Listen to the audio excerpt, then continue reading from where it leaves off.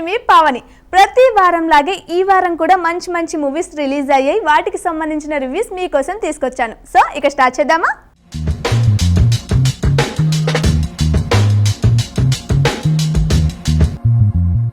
ఈ మధ్య ప్రేమ కథలు కొత్తగా వస్తున్నాయి కదా. ఇప్పటి ట్రెండ్కి తగినట్టుగానే సినిమాలు తీస్తున్నారు. ఈ వీక్ రిలీజ్ అయిన దివానా సినిమా కూడా అలాంటిదే.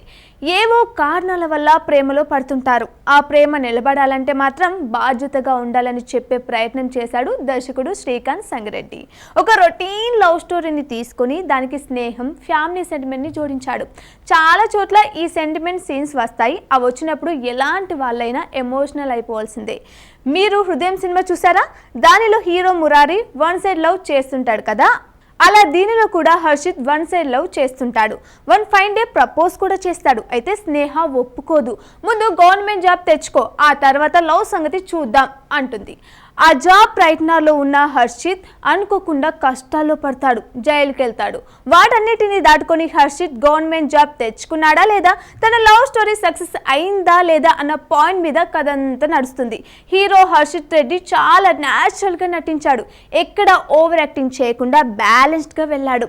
హీరోయిన్ స్నేహ మణిమేఘాలయ్ ఎంత అందంగా కనిపించిందో అంతే ఎమోషన్స్ని ముఖంలో పలికించింది. కొన్ని సీన్స్లో వీళ్ళిద్దరికీ కెమిస్ట్రీ బాగా కుదిరింది. వీకే నరేష్ తండ్రి పాత్రలో కనిపించాడు. ఎక్కువ మాట్లాడలేకపోయినా పాత్రని పండించాడు. ఝాన్సీ తల్లిగా నటించింది. ఆమె గమ్మత్తైన మాటలు సినిమాకి ప్లస్ అయ్యాయి. బలగం వేణు, రఘు తెర మీద కనిపించినా కాసేపైనా బాగా ఎంటర్టైన్ చేశారు. ఈ సినిమా ఫస్ట్ హాఫ్ అంతా కాలేజ్ వాతావరణం, ఫ్రెండ్స్ మధ్య కామెడీ, వన్ సైడ్ లవ్ తో జాలీగా నడిచిపోతుంది. సెకండ్ హాఫ్ లో ఎప్పుడైతే లవ్ స్టోరీకి ఫ్యామిలీ సెంటిమెంట్ వచ్చేస్తుందో అప్పటి నుండి సినిమా ఆసక్తికరంగా మారుతుంది. జనరల్ గానే దీనిలో ఎలాంటి కమర్షియల్ హంగులు లేవు. మాస్ మసాలాలు, భారీ ట్విస్టులు పెట్టలేదు. సో సినిమా కాస్త స్లోగా అనిపిస్తుంది. మంచి లవ్ స్టోరీని ఆస్వాదించాలి అనుకునే వాళ్ళకి దివానా నచ్చుతుంది. ముఖ్యంగా ఫ్యామిలీ రిలేషన్స్, ప్రేమలోని త్యాగం, మనసు మారే క్షణాలు ఆడియన్స్ కి కనెక్ట్ అవుతాయి. ఈశ్వర్ చంద్ సంగీతం అద్భుతంగా ఉంది. పాటలన్నీ కథలోనే అంతర్లీనమైపోయాయి.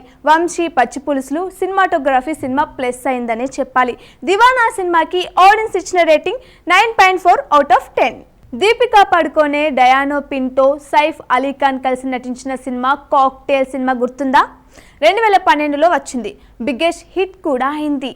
ఈ వీక్ దానికి సీక్వెల్ కాక్టైల్ 2 రిలీజ్ అయింది. దీనిలో షాహిద్ కపూర్, రష్మిక మందాన, కృతి సనన్ జోడీగా నటించారు. డైరెక్టర్ హోమీ అదజానియా చాలా సింపుల్ స్టోరీని తీసుకున్నాడు. ట్రయాంగిల్ లవ్ స్టోరీలా చూపిస్తూనే నిజమైన రిలేషన్షిప్ ఎలా ఉండాలో చెప్పే ప్రయత్నం చేశాడు. ఒక విధంగా నమ్మకం లేని రిలేషన్షిప్ ఎప్పుడు నిలవదు.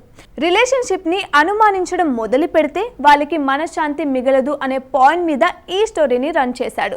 ఫస్ట్ మూవీ లాగానే దీన్ని కూడా రిచ్ లొకేషన్ లో కలర్ఫుల్ గా తీశారు. దాదాపు విదేశాల్లోనే షూటింగ్ జరిగింది. కూనన్ పాటలో షాహిద్ కపూర్ చాలా ఫన్ చేశాడు.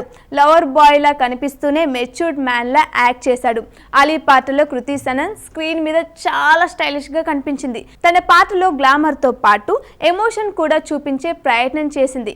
ఇక దియా పాత్రలో రష్మిక మందాన బాగానే చేసింది, కానీ కొన్ని ఎమోషన్ సీన్స్ లో కృతి సనన్ ముందు తేలిపోయినట్టు అనిపించింది. వీళ్ళ ముగ్గురి మధ్య నడిచే ట్రయాంగిల్ లవ్ సీన్స్ కొత్తగా అనిపించవు.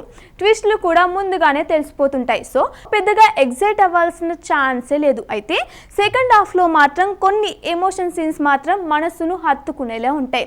శశి ప్రీతం బ్యాక్గ్రౌండ్ స్కోర్ ఆ సీన్స్ కి బాగా హైలైట్ చేసింది. ముగ్గురు మధ్య నడిచే డ్రామాకి ఆయువు పట్టుగా నిలబడింది. అయినా సరే సైఫ్ అలీ ఖాన్తో వచ్చిన కాక్టైల్తో పోల్చుకుంటే షాహిద్ కపూర్ నటించిన కాక్టైల్ ఆ మ్యాజిక్ని అందుకోలేకపోయిందని చెప్పాలి. ఆ సినిమా ఇచ్చిన ఫీల్ని ఈ సినిమా ఇస్తుందని చెప్పలేం. డైరెక్టర్ హోమీ అదజానియా ఈ సినిమా కథ మీద ఇంకాస్త వర్కౌట్ చేయాల్సింది. పాత్రల రూపకల్పనలో కూడా డిఫరెన్స్ తీసుకుంటే బాగుండేది. ఈ సినిమా క్లైమాక్స్ కూడా చాలా మందికి నచ్చకపోవచ్చు. సినిమా మేకింగ్ ఎంత స్టైలిష్గా ఉన్నా కథలో దమ్ము లేకపోతే సినిమా నిలబడదు కదా.